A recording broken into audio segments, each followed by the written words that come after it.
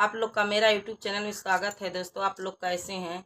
उम्मीद करते होंगे अच्छे होंगे दोस्तों। हम एक भगवान भोलेनाथ का भजन गाने जा रहे हैं। आप लोग को अच्छा लगेगा तो हमारे चैनल पे लाइक सब्सक्राइब कमेंट करिएगा दोस्तों। हमारे चैनल का नाम है सचिन सरोज चैनल। आप लोग को प्यारा लगेगा, सुंदर लगेगा तो आप लोग हमारे चैनल पर लाइक सब्सक्राइब कमेंट करिएगा दोस्तों। बहुत मेहनत करती हूँ, आप लोग से हाथ जोड़ के रिक्वेस्ट करती हूँ कि आप लोग हमारे चैनल को आगे बढ़ाइए दोस्तों। हम बहुत मेहनत करती हूँ। तो दोस्तों, सावन का पावन महीना आया है और सब औरत अपने पति जी से, जिसके मन में भगवान भोलेनाथ का श्रद्धा है, वो सब लोग अपने अपने पति जी से बोल रही हैं कि सावन के पावन महीना में भगवान भोलेनाथ के भजन कराइए और बहुत अच्छा लगेगा।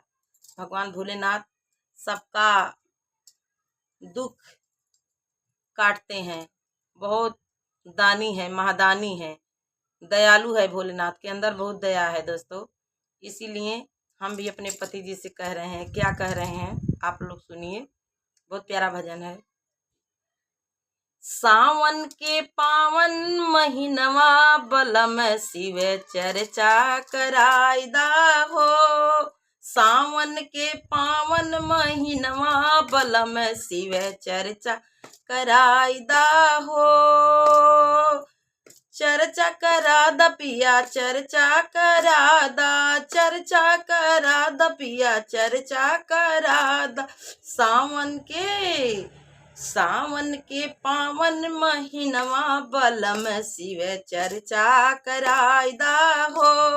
सावन के पावन महीनवा बलम शिव चर्चा कराइदा हो। चर्चा करा द पिया चर्चा करा दा, चर्चा करा द पिया चर्चा करा।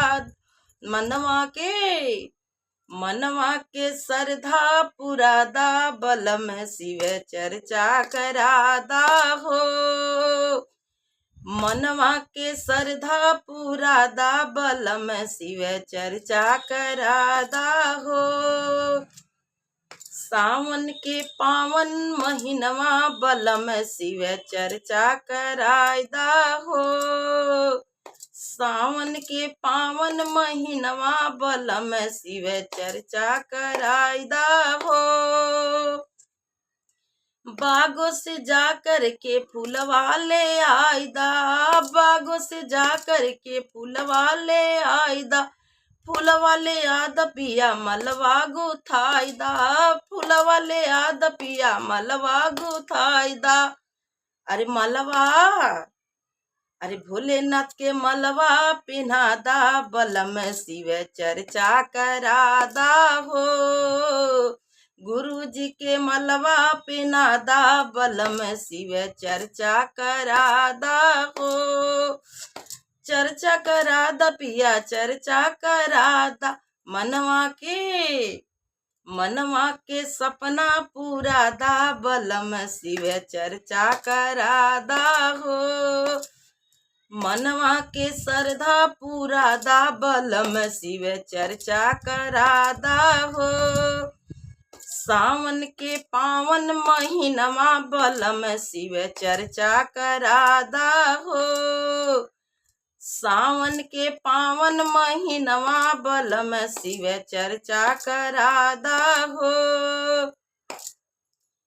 फलवा ले आद पिया फूलवा ले आदा, फलवा ले आद पिया केरवा ले आदा, केरवा ले आद पिया सेउआ मंगादा, केरवा ले आद पिया सेउआ मंगादा। भोला जी के मन से चढ़ादा बलम शिव चर्चा करादा हो। गुरु जी के मन से चढ़ादा बलम शिव चर्चा करादा हो। चर्चा करादा पिया चर्चा करादा, चर्चा करादा पिया चर्चा कराद। सावन के पावन महीनवा बलम शिव चर्चा कराइदा हो। सावन के पावन महीनवा बलम शिव चर्चा कराइदा हो। चर्चा करा द पिया चर्चा करा दा, चर्चा करा द पिया चर्चा करा द। भोला जी के घर ही बोला दा बलम शिव चर्चा करा दा हो। भोला जी के घर ही बोला दा बलम शिव चर्चा करा दा हो। भंगिया मांगा दा धतुर वाले आदा, भंगिया मांगा दा धतुर वाले आदा, धतुरा ले आदा पिया धतुरा ले आदा, भंगिया मांगा दा धतुर वाले आदा, भंगिया ले आदा धतुरवा मांगा दा। भोला जी के भोगवा लगा दा बलम शिव चर्चा करा दा हो। भोला जी के भोगवा लगा दा बलम शिव चर्चा करा दा हो। सावन के पावन महीनवा बलम शिव चर्चा करा दा हो। सावन के पावन महीनवा बलम शिव चर्चा करा दा हो। सावन में बाटे ही शिव जी के चर्चा, सावन में बाटे ही शिव जी के चर्चा, शिव जी के चर्चा हो भोला जी के चर्चा, नमवा के गाँव में बटात बटे परेचा। सावन में बाट पिया शिव जी के चर्चा, शिव जी के चर्चा हो भोला जी के चर्चा, नमवा के उनके बटात बटे परेचा, नमवा के उनके बटात बटे चर्चा। सावन में बाट पिया शिव जी के चर्चा, नमवा के उनके बटात बटे परेचा। अरे हमरो ही लागल बा मनवा बलम शिव चर्चा करा दा हो। हमरो ही लागल यार मनवा बलम शिव चर्चा करा दा हो। हमरो ही लागल यार मनवा बलम शिव चर्चा करा दा हो। चर्चा करा द पिया चर्चा करा दा, चर्चा करा द पिया चर्चा करा द। सावन के पावन महीनवा बलम शिव चर्चा करा दा हो। सावन के पावन महीनवा बलम शिव चर्चा करा दा हो। ओही शिव चर्चा हरिंदर भैया यही है, ओही शिव चर्चा हरिंदर भैया यही, हरिंदर भैया यही है, लीला में दीदी यही है, हरिंदर भैया यही है, लीला में दीदी यही है। सबही के दी है गेयनवा बलम शिव चर्चा कराई दा हो। सबही के दी है गेयनवा बलम शिव चर्चा कराई दा हो। सावन के पावन महीनवा बलम शिव चर्चा कराई दा हो। सावन के पावन महीनवा बलम शिव चर्चा कराई दा हो।